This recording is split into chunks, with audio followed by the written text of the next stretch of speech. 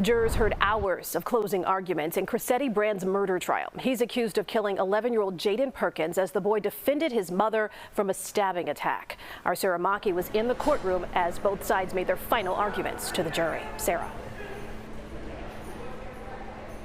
Yeah, Erica, in fact, Crosetti Brand right now in his second hour of his own closing arguments. He is defending himself, but it was earlier this morning during the prosecution's closing when several people overcome with emotion had to step out of the courtroom. One woman letting out a scream as she did so. The judge barred her from re-entry as the prosecution continued with the details that were at times horrifying.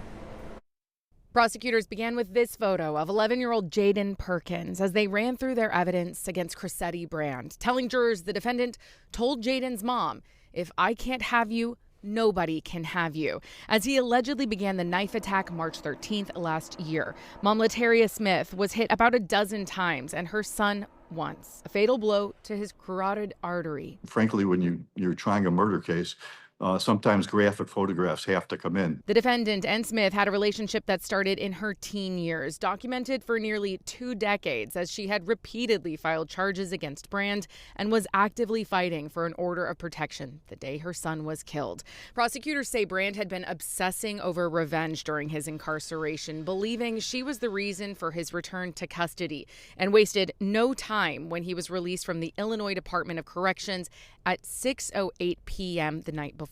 Just 9 minutes later, at 6:17, prosecutors say he started a series of back-to-back calls to Lataria Smith, all from a blocked number. It wasn't until after the calls started that IDOC notified Smith of his release, Smith asking her family for extra security.